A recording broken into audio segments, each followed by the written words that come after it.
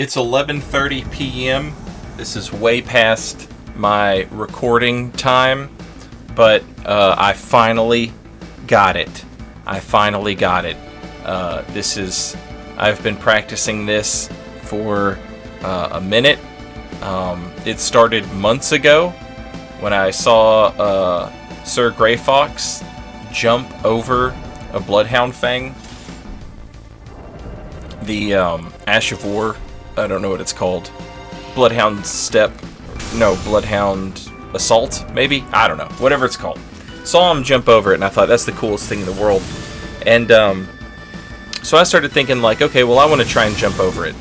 And after I started jumping over it, I got other ideas in my head, and I started thinking, like, okay, I bet we could make something really cool happen. So I've been working on it forever.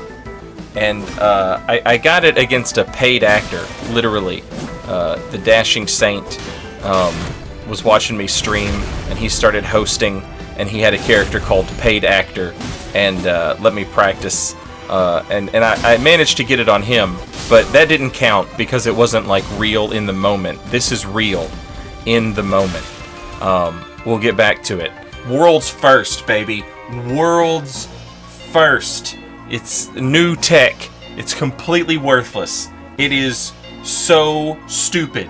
But I'm the only person I know of who's done it. So that's all that matters. I play like an idiot anyway.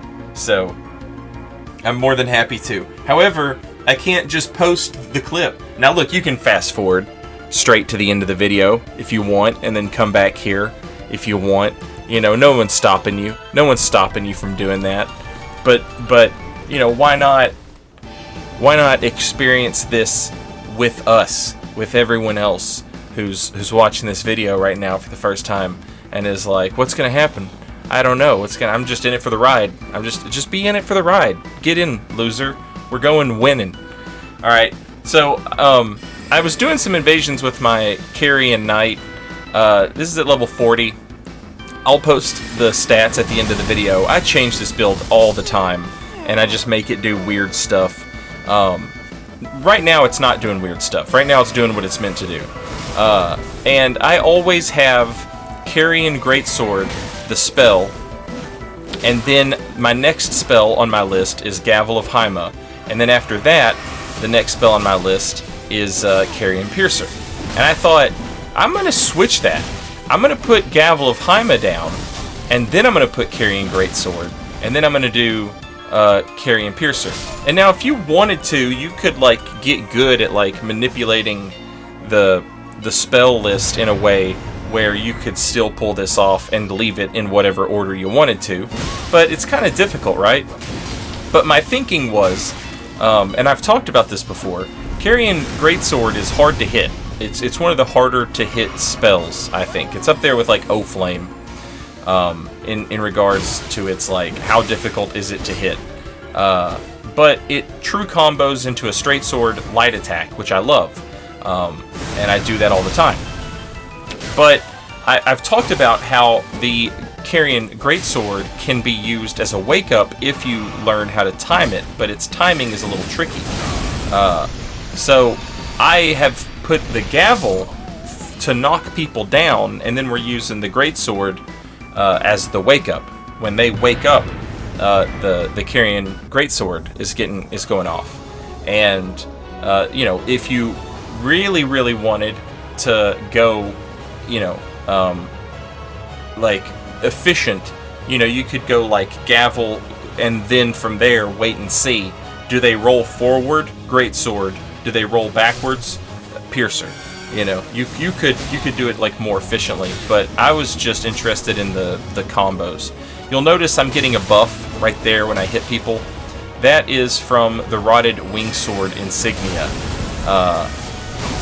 And that buff procs instantly on the Gavel of Haima. If you hit the Gavel of Haima, it will only do one instance of damage if you hit flush, but it hits twice. I know that sounds weird, but it's like there's a hitbox all around it as like a you know, an area effect or whatever you want to call it, like a sort of ground shake type of thing.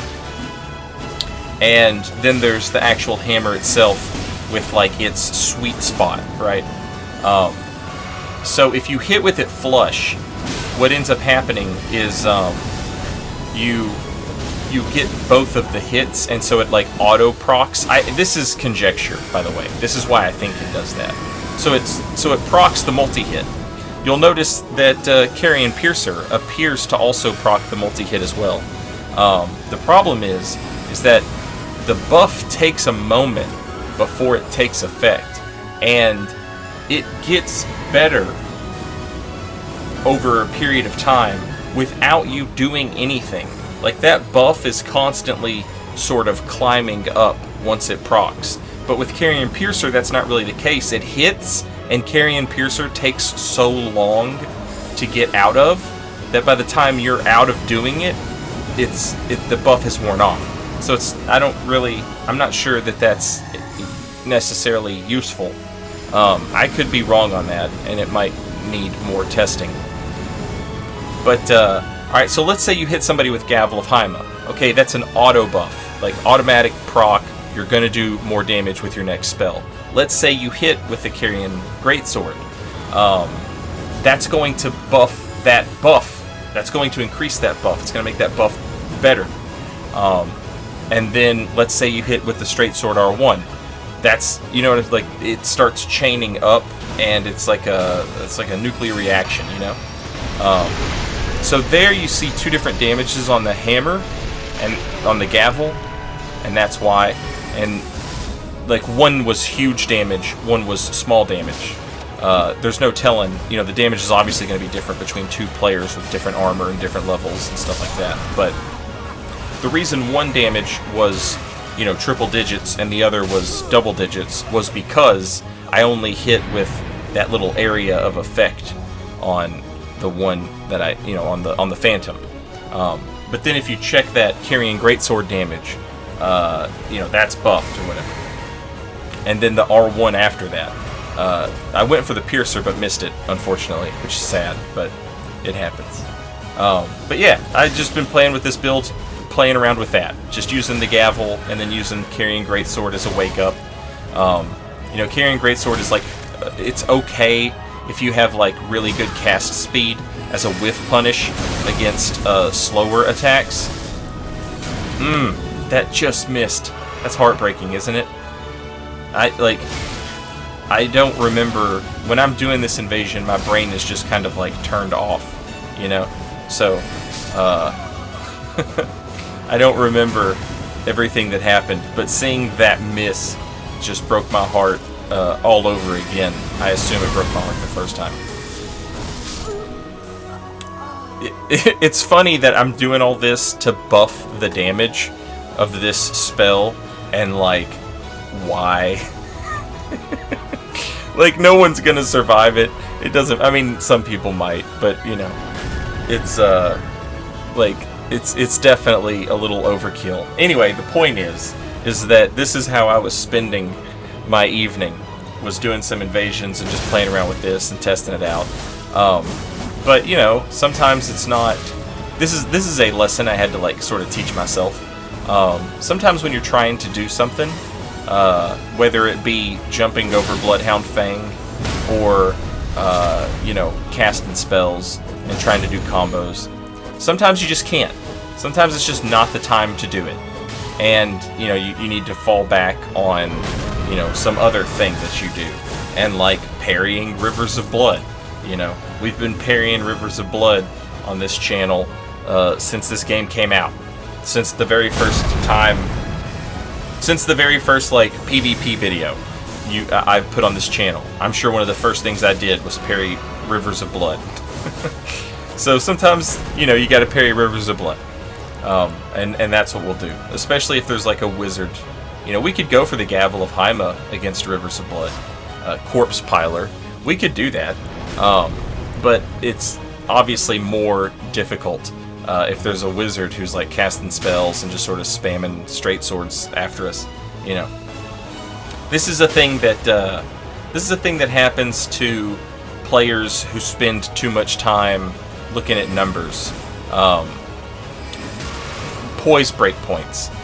If you're an invader and you go through this trouble of like looking up poise breakpoints and making sure that you have this one particular breakpoint, what ends up happening is you get hit by just some, a piece of gravel or whatever. You get hit by a piece of gravel, and then on top of that, you get hit by the thing that you built around poising through.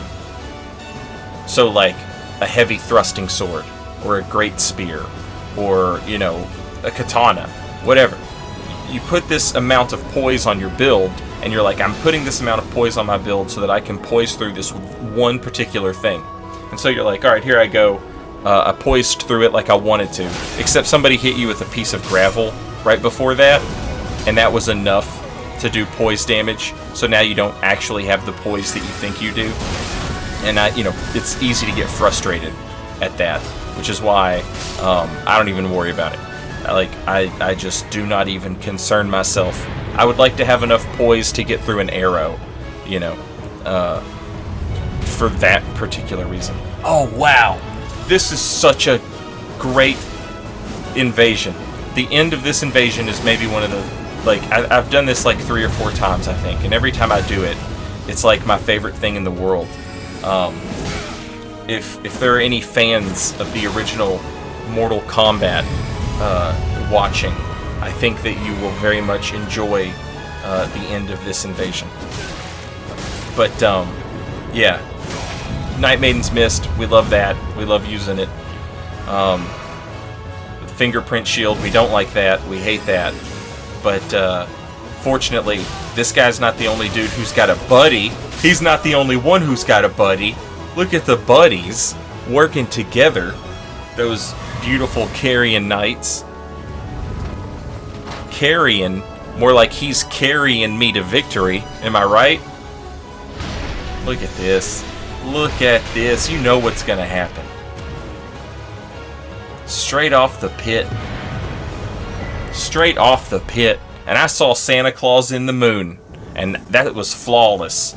Which means I get to go fight Reptile. I get to go fight Reptile at the bottom of the pit.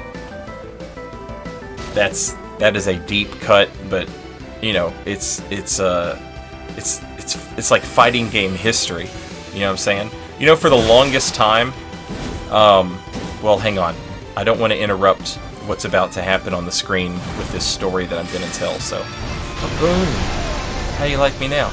Oh, you laying there thinking about how you like me? How do you like me now? Okay, boom. How do you like me now? Right? You're thinking about it. You want to answer. Check yes or no. Oh. Anyway, that was beautiful. This happened to me when I was a kid, and I was like, it was like before the internet was all over the place. I was playing Mortal Kombat. I did the endurance round, which you have to do in order to beat the game, and that is where you fight 2 characters instead of 1 with your 1 character. I fought on the pit. I beat them both perfect, and I swear to God, I fought female Reptile, and I was like, no one is ever going to believe that this happened. But now that the internet is out, you can look it up that like female Reptile was absolutely a thing in Mortal Kombat 1. It was awesome. This is also awesome. Get him out of here. This is why I love carrying greatswords so much. It's just the goofiest, funniest thing you've ever seen in your entire life. Okay, so that's what I was doing. Okay? And I wasn't even thinking about going for the thing. But like I said when I was fighting Rivers of Blood, sometimes you're like, oh yeah, I need to do the thing. I did the thing. There's the reverse jump over the Bloodhound Fang, and boom, you are going to see, not right there, sorry, it'll be right here, the first ever reverse jump backstab. Oh, baby. And this, just happened, by the way. As soon as it happened, I saved the clip, I threw a bunch of clips together, and I said, that's the video. That's the video, we're done. We're done. First ever, world's first, most useless backstab technique of all time. Here's the build. If you came here from the very beginning of the video and you just like fast forwarded to the end, go back and watch the video, you jackass. And if you didn't do that, hey, thanks. Here's the build. +7 weapons, +3 carry a knight sword. These are the talismans we were using. Yeah. Good stuff. Thanks for watching. I'm gonna go eat some pizza rolls and lay down. I'm way too excited. Okay, thanks for watching. Until next time. Later, y'all.